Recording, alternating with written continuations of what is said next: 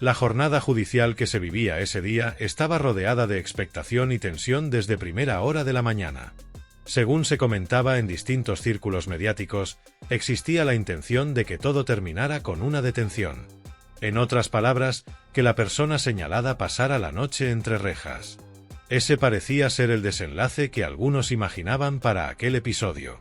Sin embargo, los acontecimientos terminaron tomando un rumbo diferente.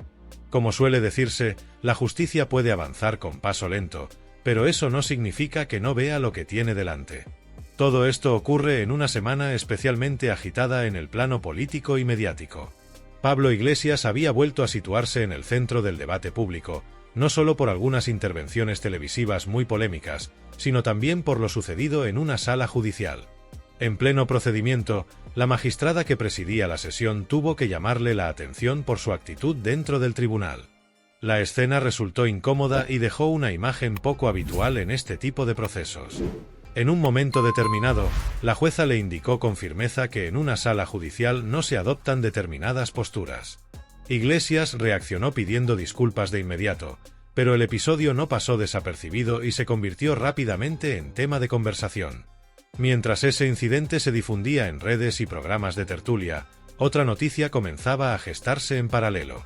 Pocas horas después de que Iglesias lanzara diversas afirmaciones en televisión, entre ellas señalar a Sara Santolaya como periodista y asegurar que había sido víctima de una agresión por parte de Vito Quiles, el juzgado emitía un auto que iba a cambiar radicalmente el rumbo de la historia. La resolución judicial, firmada por la magistrada encargada del caso, resultó especialmente contundente. No solo rechazaba las medidas cautelares que había solicitado la denunciante, sino que además ponía en cuestión la base misma de la acusación. Entre esas medidas que se pedían se encontraba una orden de alejamiento contra Quiles, algo que finalmente fue denegado por el juzgado tras examinar las pruebas disponibles. El elemento clave que condicionó la decisión judicial fue el material audiovisual existente sobre el incidente. El vídeo que se aportó al procedimiento fue analizado con detalle y la conclusión de la jueza resultó clara. En las imágenes no se apreciaba ninguna agresión física. Más aún, la grabación parecía contradecir el relato que la denunciante había expuesto tanto en la denuncia como posteriormente en distintos medios de comunicación. Durante los días previos, Sara Santolaya había aparecido en varios programas televisivos explicando su versión de los hechos. En esas intervenciones relató que había sufrido un episodio de violencia que le había provocado distintas lesiones. Habló de dolores intensos, de golpes y de molestias que se extendían por distintas partes del cuerpo. En algunos momentos incluso describió una situación física muy complicada, como si el incidente hubiese tenido consecuencias especialmente graves. Sin embargo, cuando el juzgado revisó el informe médico aportado al procedimiento, la conclusión fue muy distinta. Según el documento clínico, no existían evidencias claras de lesiones relacionadas con el episodio denunciado. El informe indicaba que, en caso de existir alguna marca o molestia, su carácter era tan leve que resultaba imposible determinar si se trataba realmente de una lesión o si podía tener otro origen distinto. La propia resolución judicial lo expresaba de manera bastante explícita: las supuestas lesiones no podían ser objetivadas con claridad. Es decir, no existían pruebas médicas suficientes para confirmar que hubiera habido una agresión física. Tampoco se podía establecer una relación directa entre el estado de salud descrito por la denunciante y el incidente concreto con Quiles. Este punto resultó especialmente significativo porque durante varios días se había construido un relato mediático muy contundente alrededor del supuesto ataque. En programas de televisión, tertulias y redes sociales, se habló repetidamente de una agresión grave que había terminado incluso con la víctima en un hospital. Sin embargo, el análisis judicial y médico no respaldaba ese escenario.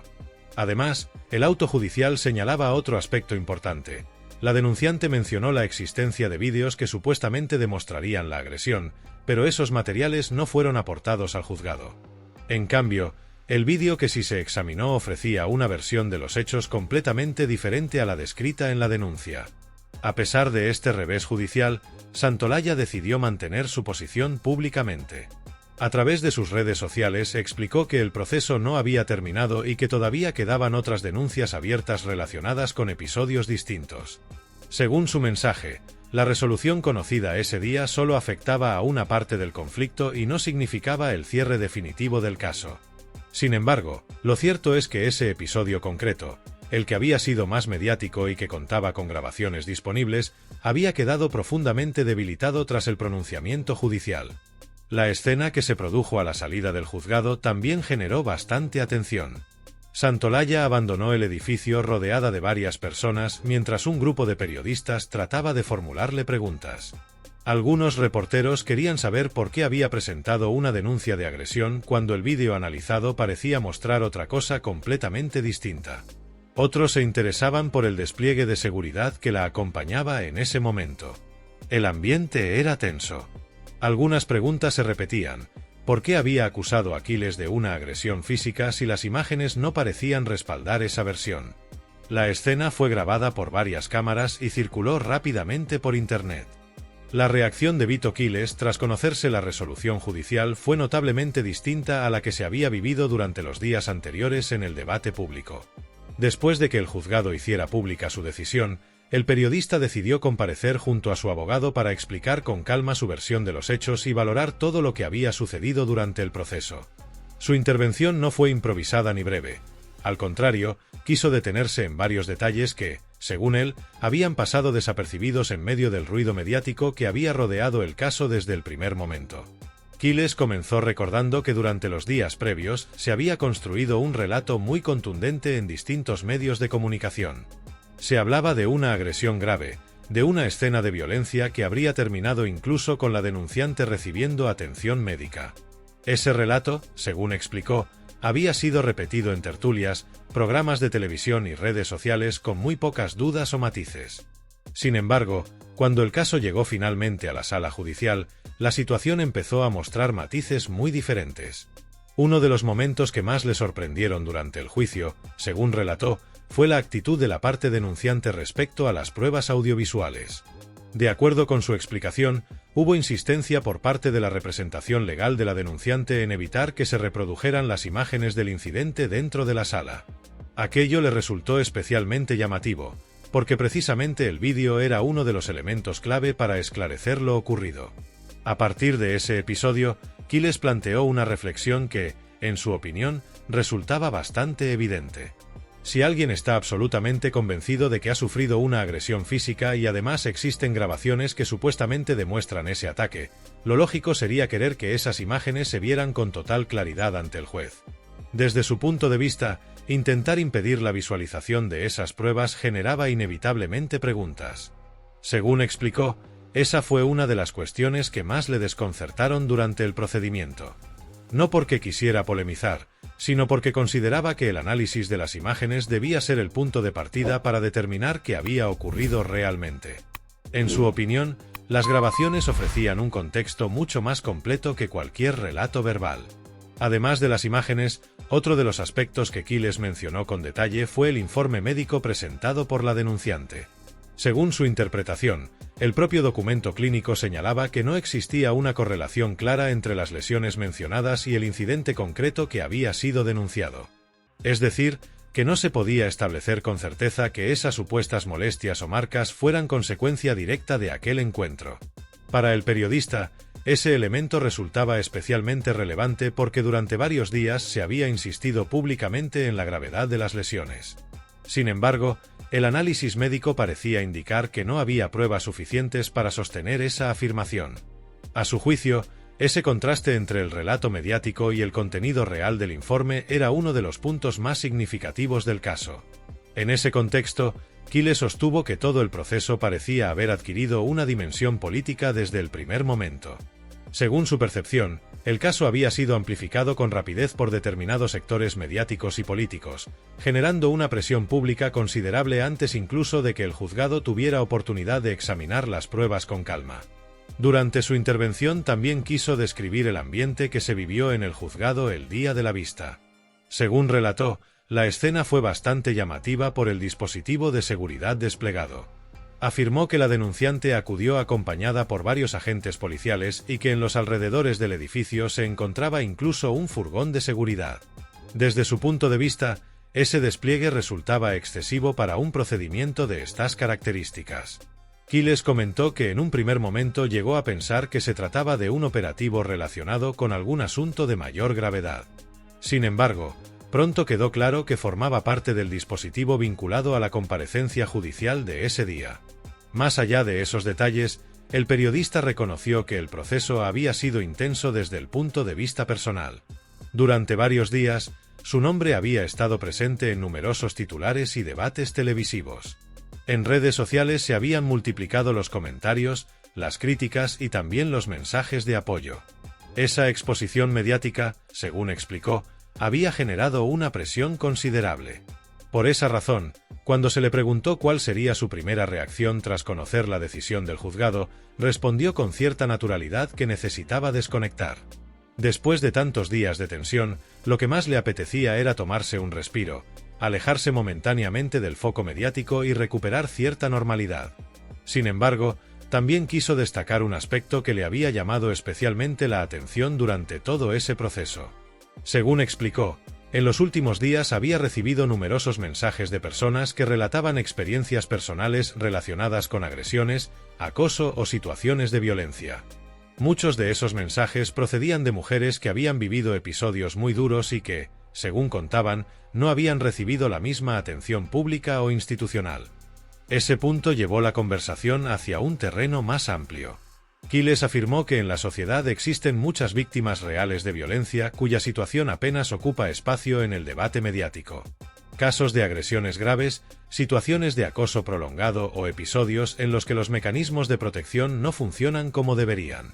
A partir de esa reflexión, el debate empezó a desplazarse hacia cuestiones más generales relacionadas con el funcionamiento de las instituciones y las políticas públicas. En paralelo a la polémica judicial, en esos mismos días también se hablaba intensamente de otro asunto que estaba presente en la agenda política: el impacto de las ayudas sociales y los subsidios en el mercado laboral. Los datos más recientes sobre empleo habían generado nuevas discusiones entre economistas y analistas. Por un lado, las estadísticas mostraban un aumento del desempleo durante el mes de febrero, con miles de personas incorporándose a las listas del paro. Por otro, el número de afiliados a la Seguridad Social seguía creciendo. Esa aparente contradicción alimentó distintas interpretaciones sobre el estado real del mercado laboral. Algunos expertos señalaron que una parte significativa de los trabajadores en España percibe salarios relativamente bajos, en muchos casos cercanos al salario mínimo. Al mismo tiempo, determinadas ayudas públicas han aumentado en los últimos años, especialmente tras las reformas introducidas en el sistema de subsidios y la ampliación del ingreso mínimo vital. Según algunos análisis, esta situación ha provocado que ciertas familias que reciben ayudas públicas dispongan de ingresos similares a los de trabajadores con salarios bajos. Este fenómeno ha reavivado un debate que lleva tiempo presente en la política económica. ¿Hasta qué punto las ayudas sociales pueden influir en los incentivos para trabajar? Actualmente, el gasto público destinado a prestaciones por desempleo y otras ayudas sociales alcanza cifras muy elevadas. Cada mes, el Estado destina más de 2.000 millones de euros a este tipo de prestaciones. Si se observa el conjunto del año, la cantidad supera con holgura los 24.000 millones de euros, una cifra que se sitúa entre las más altas registradas desde la crisis sanitaria. Para muchos economistas y expertos en políticas sociales, este esfuerzo presupuestario es imprescindible para evitar que millones de personas queden en una situación de vulnerabilidad extrema. Argumentan que el objetivo de estas ayudas no es sustituir al trabajo, sino garantizar una red mínima de protección para quienes atraviesan momentos difíciles. Sin embargo, otros analistas advierten de que pueden surgir efectos secundarios si el sistema no se diseña con cuidado. Uno de los riesgos que mencionan es que, si determinadas ayudas se acercan demasiado al nivel de los salarios más bajos, algunas personas podrían sentirse menos incentivadas a aceptar empleos precarios o mal remunerados. Aún así, también existe una interpretación opuesta.